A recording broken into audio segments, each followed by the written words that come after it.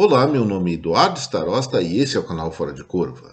Gente, hoje é 23 de setembro, anotem essa data, ela é muito importante, talvez até mais que importante que a comemoração do descobrimento do Brasil e as eleições que vão vir logo daqui a uma semana e meia, quase 2 semanas. Por quê? Simplesmente porque é sexta-feira, está na hora de começar a relaxar, pegar a sua bebidinha, dar uma saída, pensar em curtir um pouco mais os dias de folga aí, para voltar na segunda-feira realmente com toda a pilha carregada. Então, antes de começar as nossas amenidades, as crônicas de final de semana, vamos dar uma olhadinha no que aconteceu nos últimos 5 dias no nosso já tradicional quadro, o Resumão Semanal. E lógico, começando pela segunda-feira. Na segunda, além das previsões do que vem por aí, eu coloquei uma questão curiosa que está acontecendo nos Estados Unidos. Aquele país tem uma briga muito forte entre os partidos dominantes lá, o republicano e o democrata, a respeito da política de imigração. O que acontece? Os democratas têm sido predominantemente mais liberais na questão da entrada de estrangeiros sem documentação dos Estados Unidos e os republicanos mais rígidos. A questão não é discutir esse mérito, mas sim como que eles estão fazendo para prosseguir nessa briga. E por ironia do destino, esses imigrantes considerados legais, eles vão aportar normalmente nos estados governados por republicanos, mais notadamente Texas, com sua grande fronteira com o México, e lá na Flórida, especialmente via aeroporto de Miami. Como eu falei, 2 governadores republicanos que têm que enfrentar na pele o problema para eles da imigração. E o que eles estão fazendo? Se articularam, muito certamente, e estão mandando de ônibus ou avião esses imigrantes que chegam para os estados democratas, especialmente para as vizinhanças da vice-presidente dos Estados Unidos, a Kamala Harris, que é a maior defensora da liberdade de imigração. O resultado que isso vai dar ainda nem imagino, mas o que nós podemos afirmar é que os imigrantes ilegais realmente viraram bucha de canhão na briga política norte-americana. Vocês me conhecem, eu sou aquele, o cachorrão Starosta, o único que sabe das coisas desse lugar aqui. Então, por favor, não esqueçam, esse cara aqui, esse maluco, tá querendo cortar minha ração, não deixar eu sair com minhas cadelinhas, só porque vocês não estão se inscrevendo, não estão deixando like. Então, taca aí botão no like, taca aí gostei, não sei mais o que, inscrevam-se nessa bagaça aí, para mim ficar numa boa. Até mais pra vocês. Na terça-feira, o assunto não foi econômico. Afinal de contas, essa semana de indicadores realmente importantes foram muito poucos. Então, nessa última terça, o papo pendeu mais para o lado político e filosófico. Por que político e filosófico? Eu especificamente na terça-feira tratei daqueles criativos elaboradores de leis que acabam gerando grandes tiros no pé. É aquela coisa, tem uma ideia de como o mundo deveria ser, não como o mundo realmente é, e em cima dos seus ideais criam normas que acabam bagunçando não só com a economia, como também com toda a sociedade. E essa criatividade legislativa que acaba virando grandes encrencas vale tanto aqui para o Brasil como para vários lugares do mundo, inclusive Estados Unidos, Inglaterra. Não é privilégio de ninguém ter esses aloprados. E nessa questão de alopração, aí eu, evidentemente, mencionei a questão das eleições presidenciais de governador de estado, deputados, senadores que se aproximam aqui no nosso Brasil. E recomendei o seguinte: poxa, ao invés de se preocupar com a cara daquele ou do outro candidato, vamos dar uma olhada nas propostas que realmente eles estão querendo levar à prática para ver se elas são execuíveis. Podem ser bonitas, podem ser lindas em termos literários, mas será que elas são aplicáveis na realidade ou na sua realidade?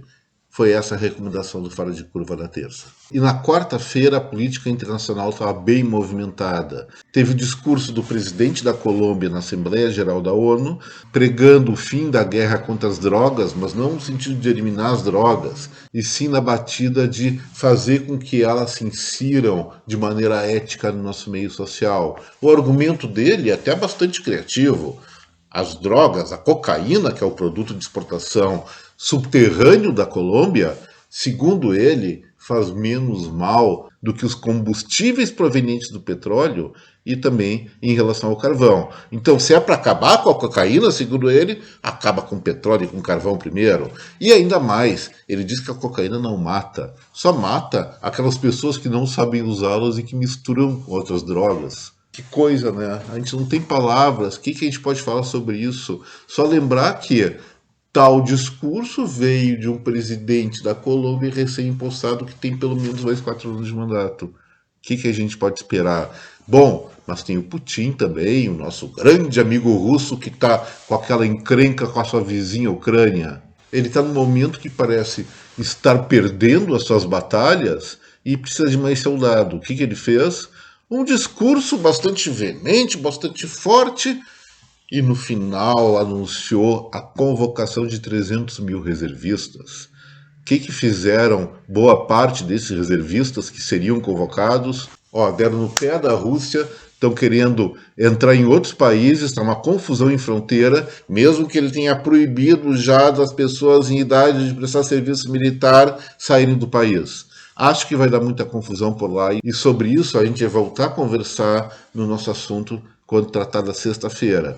Mas, naquele momento, relembrei um grande filósofo que teve muita popularidade no mundo nos anos 60 e 70, o Dr. Zachary Smith, que falava de maneira muito firme, muito enfática, que em momentos de pânico como esse, a prioridade de retirada é, em primeiro lugar, os covardes, depois vem mulheres e crianças. Muito profundo essas palavras, não acham? E na quinta-feira, ou seja, ontem, finalmente eu achei um assunto relevante da economia brasileira e mundial para comentar. Eu estava ficando com crise de abstinência. Cadê minhas planilhas, meus números, meus gráficos? E aí eu enchi vocês de gráficos. Até o vídeo demorou o dobro do que eu havia me proposto, mas achei que o tema era importante, apesar da audiência não ser tão forte assim. Foi a pior visualização que eu tive durante todo esse mês de setembro. Espero que recupere nos próximos dias, porque realmente eu considero que eu fiz uma contribuição boa para quem quer entender um pouco melhor os movimentos da economia e da política econômica. Mas, de fato, o que aconteceu? Na quarta-feira, o dia anterior, que eu me ocupei com o presidente da Colômbia e o da Rússia, ao mesmo tempo, o Banco Central aqui do Brasil manteve a Selic de 13,75%, encerrando um ciclo de alta de juros que já durava bem mais de um ano. Enquanto isso, o Banco Central dos Estados Unidos aumentaram a taxa de juros interna básica em 0,75 ponto percentual. E aí, o que eu justifiquei nesse vídeo? Primeiro, os Estados Unidos estão certos em aumentar juros e a diretoria do Banco Central do Brasil está errada em não reduzir a Selic aqui no nosso país. Lá está muito bem justificado, são duas realidades diferentes. Estados Unidos, sim, estão numa elevadíssima atividade econômica, o que não acontece aqui no Brasil. Nós estamos crescendo, sim, até acima das expectativas, por uma política fiscal, que é o nosso ministro da Economia, Paulo Guedes, achando formas de reduzir impostos, principalmente sobre bens de consumo, e isso está alavancando a economia brasileira.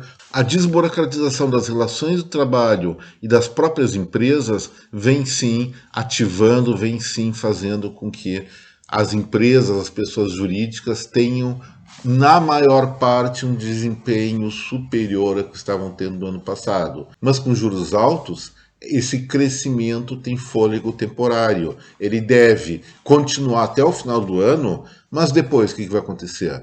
Então é melhor o Banco Central brasileiro promover a queda da Selic o quanto antes, senão vai vir, sim, uma recessão cedo ou tarde. Estou falando do ano que vem para o nosso país. E agora, hoje, na sexta-feira, do que eu vou tratar? Vou voltar para a Rússia. Não é a questão da convocação dos 300 mil reservistas, que boa parte deles já deu no pé do país, mas sim da ameaça tanto do Vladimir Putin, presidente do país, como o Medvedev, acho que é assim que fala, que já foi presidente da Rússia e agora trabalha na área de segurança do país, de explodir alguns artefatos nucleares para deter o exército ucraniano.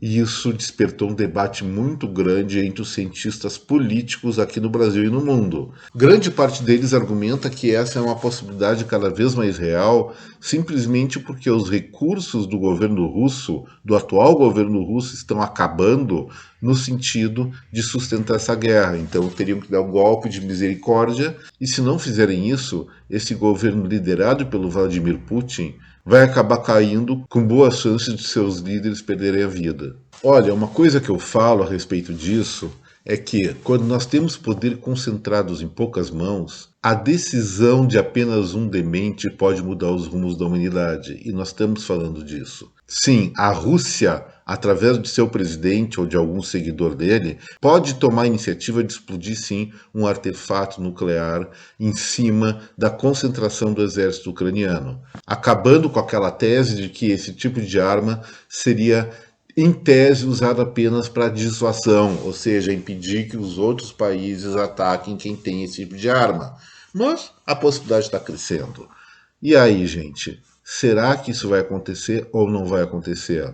Isso nós não podemos afirmar. Mas gostando ou não de Vladimir Putin e seus aliados, eles têm a plena consciência, sim, de que, apesar de um epicentro de uma bomba nuclear, chamadas táticas, serem no território ucraniano, os efeitos colaterais se espalham por toda a Europa e especialmente pela Rússia. Ou seja, a ressaca vai ser grande em termos de radiação para o próprio território, para a própria Rússia. Para ter uma ideia, a distância entre as duas capitais, Moscou e Kiev, é de 879 quilômetros. Nada que um simples ventinho impeça o transporte de radiação do epicentro da explosão nuclear lá para a capital dos russos.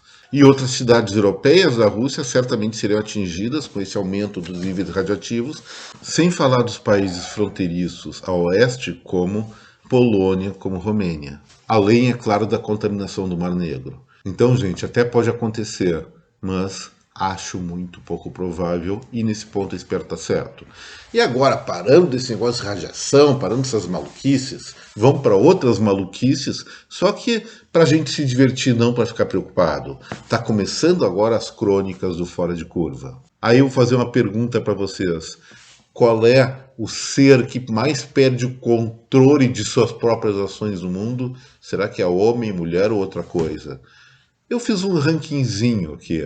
Olha só. Em terceiro lugar foi selecionado o senhor Michel Palacios, um sujeito, um homem de 31 anos que mora na cidade maçã, Nova York. O que aconteceu? Ele estava afim de uma menina, foi chavecá-la, ao que ela recusou seus assédios, suas iniciativas.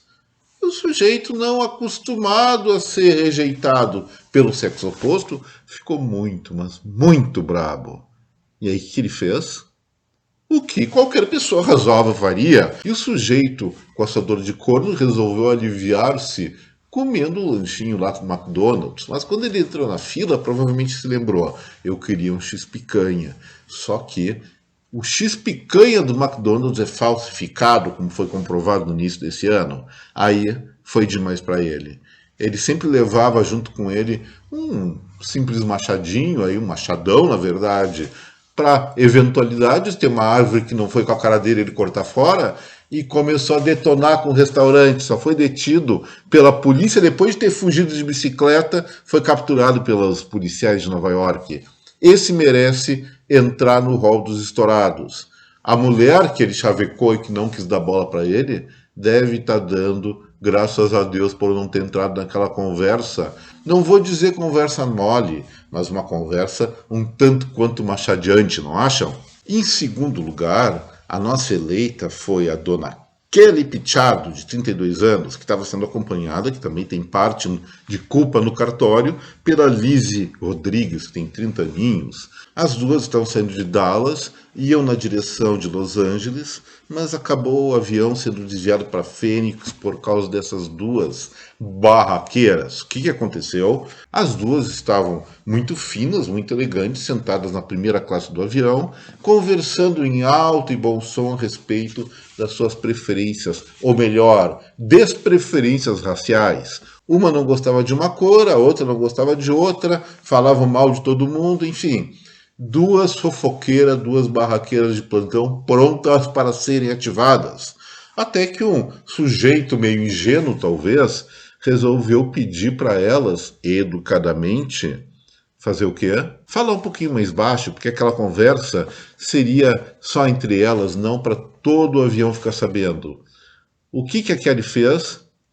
Puxou lá do fundo da garganta uma boa de uma cusparada no rosto do sujeito. O sujeito em pânico, porque foi cuspido por uns 3 litros de cusparada, segundo contam as más e as boas línguas, ficou completamente atordoado. O comissário de bordo foi ver o que estava acontecendo, viu o barraco das duas e foi intervir. Tomou-lhe uma sumanta de pau, tomou uma surra da dona Kelly. Resultado, vai puxar 4 anos de prisão lá em Nova York. Quem é mais brabo, mais destemperado? Ela ou aquele sujeito do machado? Mas tem o primeiro lugar e vocês não imaginam o que aconteceu. Olha essa história que é muito mais interessante e muito mais estourada. E olha que deu bode. O sujeito sobre o qual eu vou falar, ele também mora nos Estados Unidos. E resolveu perder a paciência com Deus e o mundo. Primeiro, ele rebentou um monte de porta de garagem onde ele mora em Tonopah, no estado de Nevada. O nome do cara é Billy. E diante do estrago e tanto vandalismo desse tal de Billy, as pessoas de bem, querendo paz, chamaram os policiais do 2º distrito lá da cidade. E foram todos atrás do Billy. Mas o Billy não se rende facilmente. Ele bateu nas polícias e pior, para esculhambar ainda mais com a força de segurança lá dos norte-americanos, ele fez xixi direto, xixi mijou em um dos policiais.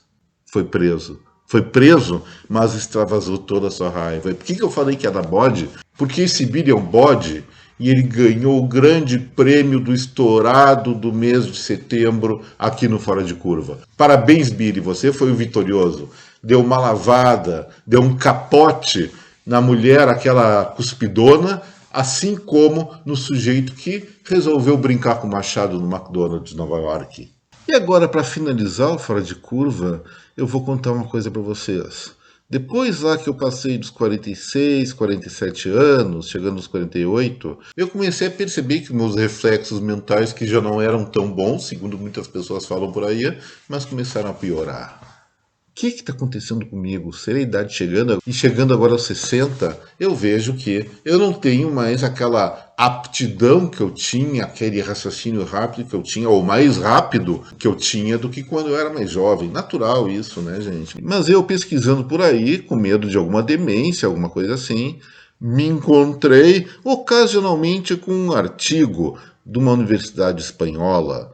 Nessa universidade, que é um Instituto de Saúde Carlos III de Madrid, fizeram uma pesquisa e descobriram o seguinte: vocês sabiam, eu não sabia, que o cérebro dos papais que ganham seu primeiro filho ou filha encolhe de 1 a 2%, ou seja, redução direta do córtex cerebral.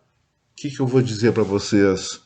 Realmente, a minha filha, a Nicole, nasceu quando tinha 47 anos, 48, agora não me lembro mais. Entre 47 e 48 anos, acho que eu fiz 48 anos naquele ano. Então, gente, ter filho emburrece. Imagina quem tem mais filhos. Mas, muitas vezes, o que a gente ouve falar quando vai avisar para os amigos e amigas que vai ser papai? Onde é que tu estava com a cabeça? Bom, eu sabia muito bem onde eu estava com a cabeça, mas onde ela vai parar, a gente nem pode imaginar. E com essa, gente, Fora de Curva vai ficar por aqui. Podem sim ter seus filhos, porque eu vou dizer uma coisa: por várias oportunidades, eu cheguei à conclusão de que o emburrecimento é muito reconfortante. Então, um baita de um final de semana para cada um de vocês. E não esqueçam, botando like, compartilhem esse material com a sua rede de contatos e especialmente inscrevam-se aqui no nosso canal. De novo, um super final de semana, aproveitem muito bem, se divirtam, tomem seu traguinho para dar uma relaxada, porque na segunda-feira a encrenca toda vai estar de volta. Então, bom descanso, boa diversão, um abraço em cada um de vocês, até breve, tchau.